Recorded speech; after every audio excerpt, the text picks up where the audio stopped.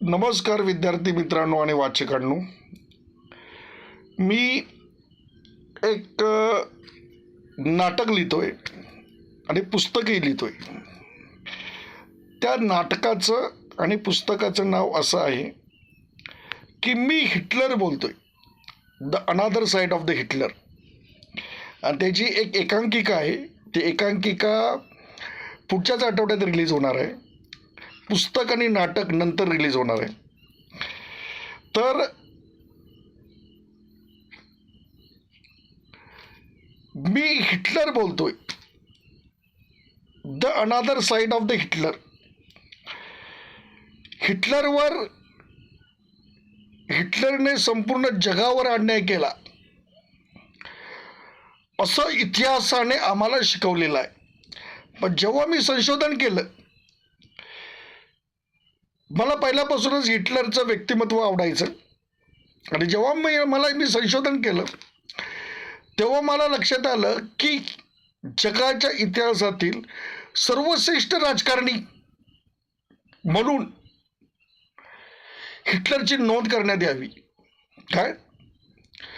जगाच्या इतिहासातील एक सर्वश्रेष्ठ राजकारणी, अतिशय धुरंधर होता. भारतामध्ये छत्रपती शिवराय, डॉक्टर बाबासाहेब आंबेडकर,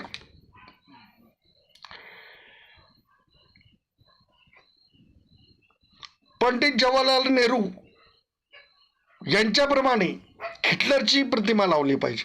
मी कुणाचीही तुलना करत नाही, पहिलं सांगून ठेवतोय. पण हिटलर भारतीय स्वातंत्र्याचा जनक आहे.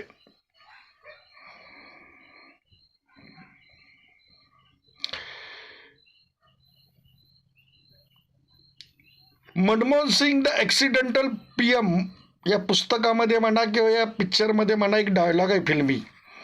त्याच्यामध्ये एक असा डायलॉग आहे की लढाई जी असते ना, लढाई ही लाकडाच्या तलवारीने लढाई जिंकता येत. लाकडाच्या तलवारीने जर लढाई जिंकता येत नाही तर अहिंसा वादाने स्वातंत्र्य कसं भेटतं? भारतीय स्वातंत्र्याचा जर खरा जनक असेल भारतीय स्वातंत्र्य तर हिटलर आहे. का? कारण ब्रिटिशांची जी मिलिटरी ताकद आहे ना, ती हिटलरने बर्बाद केली होती. जबरदस्त माणूस होता तो. बाजीगर पिक्चर आहे ना, त्याच्यामध्ये एक डायलॉग आहे, हारकर जितने वाले को बाजीगर बोलते. तसं तो हरला होता. तो मला मान्य आहे, तो हरला होता. पण